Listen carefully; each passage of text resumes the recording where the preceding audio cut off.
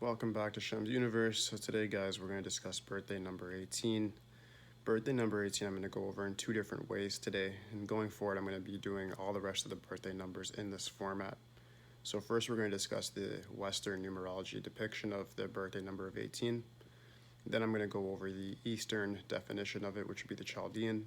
Then I'll go over business relations and my own personal recommendations and conclude it there.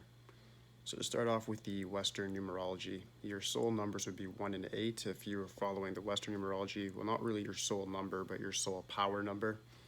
So your soul power number just means the numbers that are inside of you that have a very big effect on your external circumstances.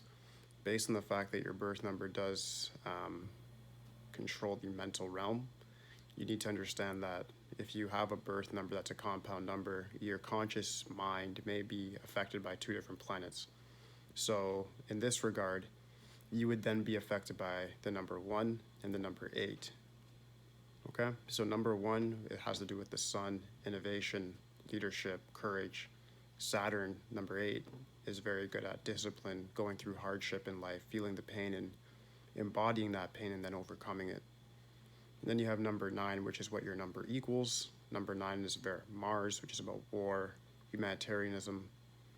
It's a very good number for giving back, and it's a bit of a combination between all the other numbers. It's the last number in the triad of 3, 6, and 9, and it's extremely powerful as well if used properly.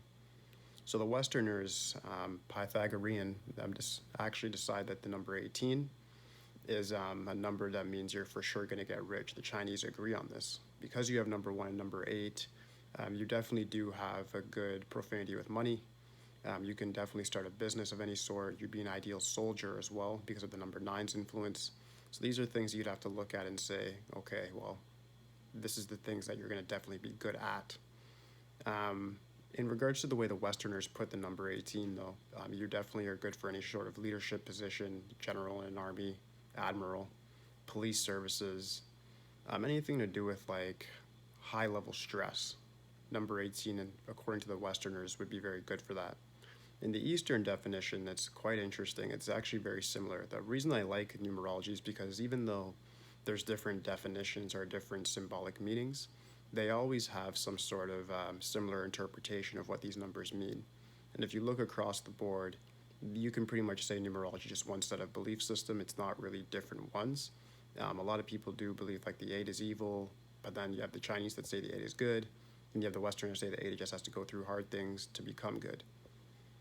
That's debatable. I would say that 8 is evil. I would say that if you have an 8 in your birth number or in your life path number, you will have to go into a certain aspect of negative energy in order to get what you want out of life. And if you don't actually resolve your negative energy and become one with it, you will get destroyed by it.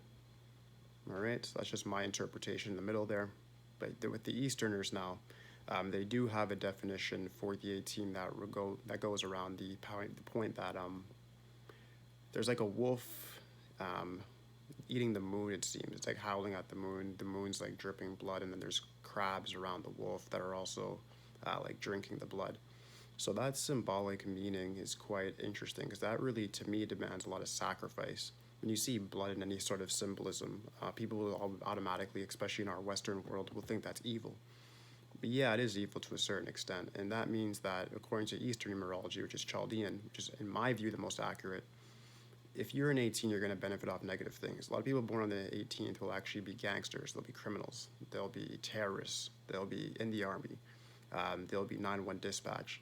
Things like that will suit them because it's negative experiences that can make them a lot of money. 18s are good at making money because they actually thrive off negative experiences. They are the wolf. If you're born the 18th, you are definitely a wolf. You can actually drink the blood off of your life experience. If you're able to drink that blood, if you're able to actually tear apart life like it's a piece of prey, you're going to have a lot easier times. That's also skipping to my recommendation based on Chaldean's numerology. Take life like prey. Don't have any mercy, don't have any remorse, don't feel guilt. Live in the present moment and take what you need to get. If you don't live like that, you will suffer. It's as simple as that. Unfortunately, there's other numbers that can do more positive things, but on this number, if you're born on this day, you will definitely benefit off negative experiences. You'll learn from them, you'll embody them, and those principles will live with you the rest of your life. All right, so my recommendations, if you're nothing like what I'm describing here and you're saying, well, I'm born the 18th, It's probably because of your life path or your name number. Like I said, leave me a comment, like I said in other videos, and I'll help you out in that regard. But you definitely want to embody the 18. It's a very powerful number. It's a good compound number to have. You have the number 1 and the number 8, which is pretty much light and dark, but they do work in conjunction with one another. They actually do get along. Those energies can mesh and actually create something in your vessel, which is your body, that can be very beneficial to society and yourself. It all just depends which way you want to go. I'm not saying that you have to be like a Hitler to be successful as 18. What I'm saying is that you do have to embody certain negative traits to get what you want out of life. I mean, you might have to be a little more hostile, a little more assertive, or like a more of like a dominant person, just because that's what those numbers correspond with. Number 1 is a very fire-like number. It's the sun. It's the center of attention. Number 8 thrives off negative energy. Then number 9 is all about war. So if you add it all up, mathematically, you should get the equation of who you're supposed to be in your mindset. Am I saying that's going to be your natural physical abilities? Nope, because that's going to be your name number. Is that going to be your spiritual wants? Nope, because that's your life path number. But what you do have to understand is your mental realm will thrive off of that, and your mind is the master over matter. So if you want to actually survive and thrive in this world, you need to mesh very well with what your birth number is.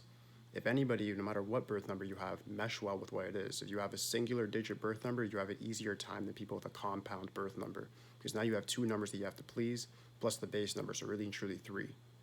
So when you look at it in that way, you start realizing that, okay, if my mental realm works like this, then here's probably why I'm not happy, X, Y, Z.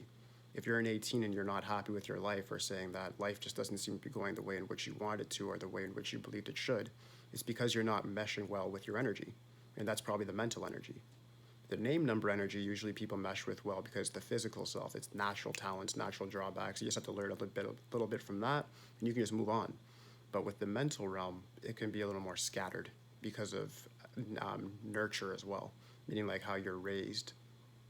That can also affect you. If you're raised to be a little, no offense, punk, then you're not going to mesh well with the 18.